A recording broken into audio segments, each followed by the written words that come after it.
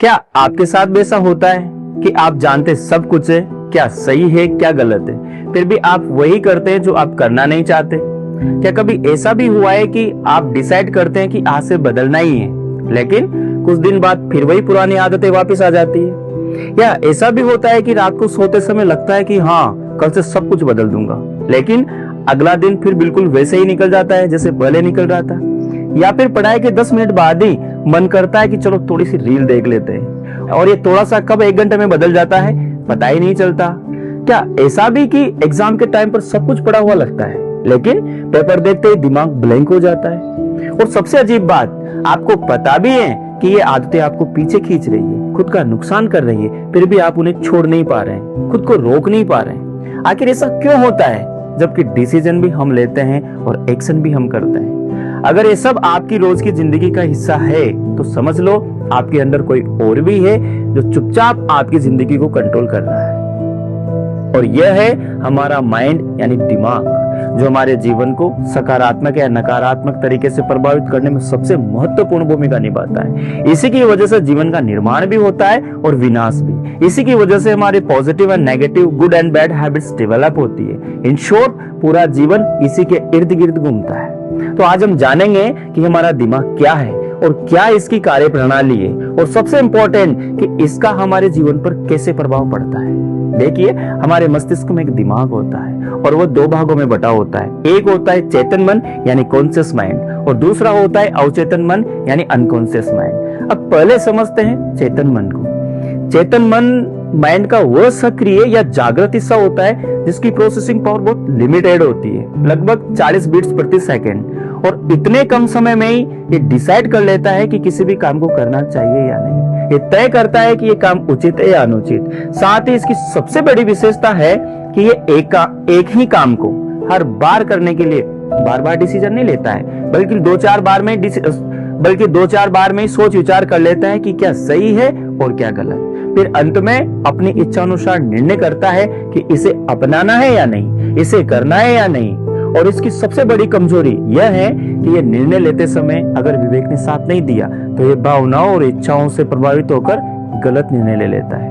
एक उदाहरण से समझते हैं। जैसे मान लो कोई अधिकारी है, बड़ा ईमानदार है, नैतिक आचार विचार है, परंतु जब 50 लाख की रिश्वत का ऑफर सामने आया तो अपने स्वभाव अनुसार, विवेकानुसार चेतन मन ने कहा कि ये गलत है, पाप है, हराम है, दूसरों का हक मारना है, इससे सिर्फ पैसा मिल सकता है, सुकून नहीं। खूब तर्क वितर्क हुआ मन में, परंतु अंत में लालच की भावना जीत गई और निर्णय हुआ कि ले लेते हैं, सारी दुनिया ही तो लेती है, सिस्टम ही ऐसा है। चलो एक और उदाहरण लेते हैं। एक स्टूडेंट है, बहुत मेहनत कर रहा है अपने बड़े बड़े सपनों को पूरा करने के लिए, लेकिन एक समय ऐसा आया जब मन मोबाइल की तरफ जाने लगा। दोस्तों के साथ, रील्स के साथ टाइम बिताना अच्छा लगने लगा। किसी का हाई आ गया, उस टाइम माइंड ने कहा कि ये सब डिस्ट्रैक्शन है, इनको अवॉइड करना है, दूर रहना है इनसे।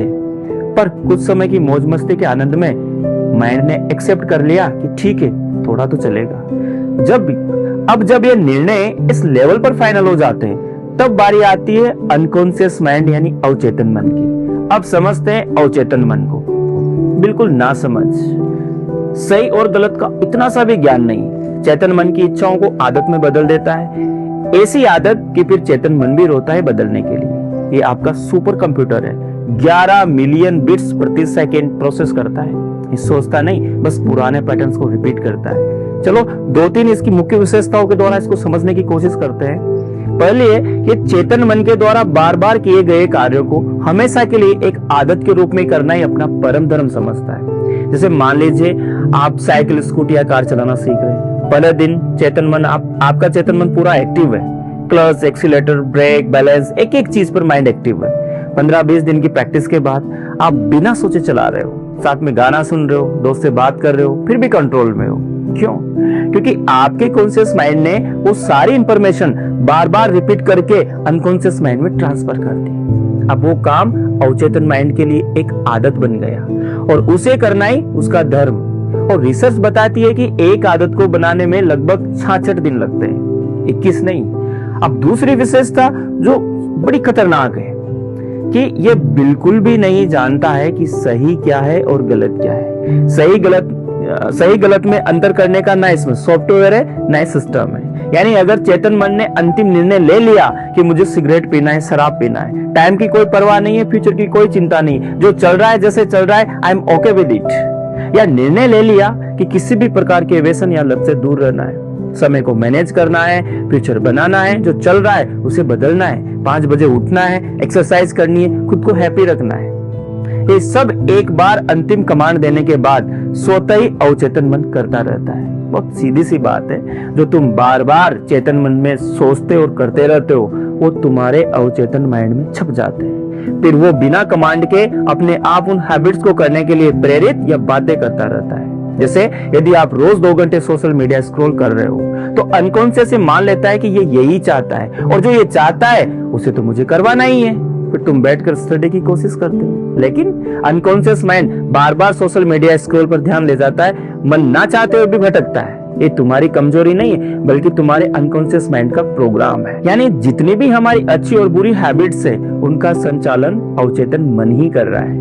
और तीसरी इसकी सबसे बड़ी विशेषता है कि यदि कोई आदत अच्छी या बुरी पकड़ ली फिर ना ये चेतन मन की सुनता है ना खुद की, चाहे वो काम अच्छा हो या बुरा, उनको उसको बोलना नामुमकिन तो नहीं परंतु नामुमकिन जैसा ही है। और इसी वजह से शराब या किसी भी प्रकार के नशे, चाहे वो धन का हो, पद का हो, मोह का हो, माया का, किसी का भी हो, उनसे चाहकर भी ये लत नहीं छूटती। उस अधिकारी को पता चलता है कि अब रिश्वत के चक्कर में जेल भी जाना पड़ सकता है, फिर भी अवचेतन मन उसे रिश्वत लेने के लिए प्रेरित करेगा। उस स्टूडेंट को लग जाए कि मेरी 21-22 साल की मेहनत यूं ही जा रही है, अगर मैंने मोबाइल या दूसरे डिस्ट्रैक्शन नहीं छोड़े तो असफलता निश्चित है, फिर भी अवचेतन मन उसे डिस्ट्रैक्ट करेगा।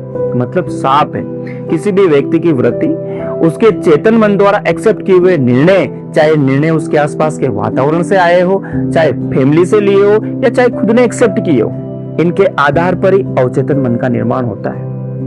और 95% आपकी जिंदगी आपके अवचेतन मन के पास ही होती है। तो अब समझ में आ गया होगा कि चेतन मन के निर्णय ही हमारी आदतों का निर्माण करते हैं और ये आदतें हमारी जिंदगी का। इसलिए आज से ही समझ ले कोई भी आदत को कैसे एक्सेप्ट करना है और उस आदत का हमारे जीवन पर क्या इफेक्ट हो सकता है।